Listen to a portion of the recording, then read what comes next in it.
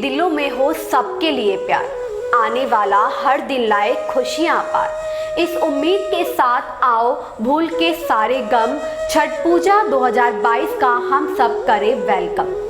नमस्कार दोस्तों, मैं हूं आपके साथ ज्योतिका। उत्तर प्रदेश और खासकर बिहार में छठ का विशेष महत्व है। छठ सिर्फ एक पर्व ही नहीं बल्कि महापर्व है जो पूरे 4 दिन तक चलता है। नहाए खाए से इसकी शुरुआत होती है जो डूबते और उगते हुए सूर्य को अर्घ्य देकर समाप्त होती है। यह पर्व साल में 2 बार मनाया जाता है।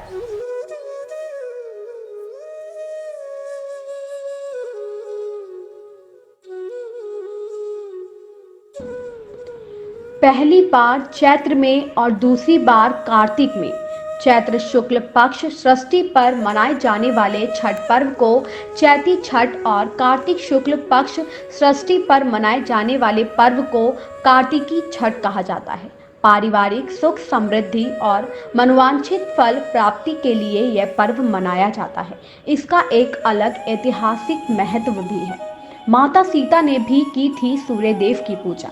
छठ पूजा की परंपरा कैसे शुरू हुई, इस संदर्भ में कई कथाएं प्रचलित हैं। एक मान्यता के अनुसार जब राम सीता 14 साल के वनवास के बाद अयोध्या लौटे थे, तब रावण वध के पाप से मुक्त होने के लिए उन्होंने ऋषि मुनियों के आदेश पर राज सूर्य यज्ञ करने का फैसला लिया।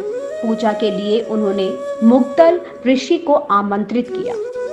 मुग्दल ऋषि ने मां सीता पर गंगा जल छिड़ककर पवित्र किया और कार्तिक मास के शुक्ल पक्ष की षष्ठी तिथि को सूर्यदेव की उपासना करने का आदेश दिया।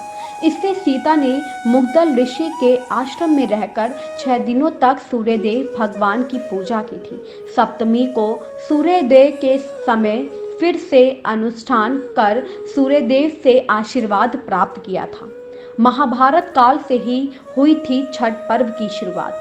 हिंदू मान्यता के अनुसार कथा प्रचलित है कि छठ पर्व की शुरुआत महाभारत काल से ही हुई थी। इस पर्व को सबसे पहले सूर्यपुत्र कर्ण ने सूर्य की पूजा करके शुरू किया था।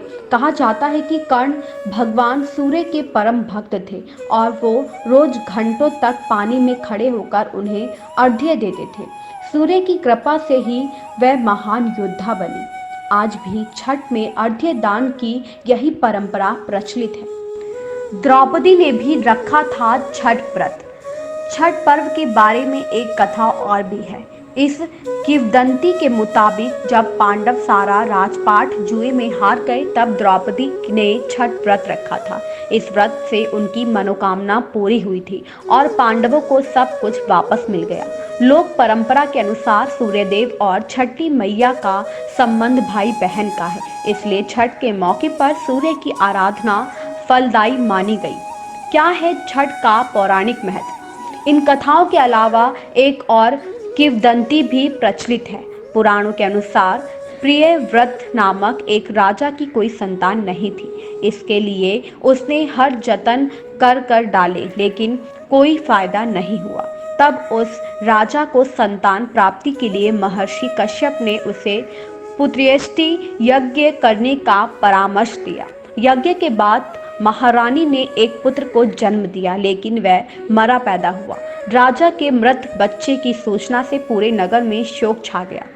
कहा जाता है कि जब राजा मृत बच्चे को दफनाने की तैयारी कर रहे थे, तभी आसमान से एक ज्योतिमय विमान धरती पर उतरा। इसमें बैठी देवी ने कहा, मैं षष्ठी देवी और विश्व के समस्त बालकों की रक्षिका हूँ। इतना कहकर देवी ने शिशु के मृत शरीर को स्पर्श किया, जिससे वह जीवित हो उठा। इसके बाद से ही राजा ने अपने राज्य में यह त्योहार मनाने की घोषणा कर दी।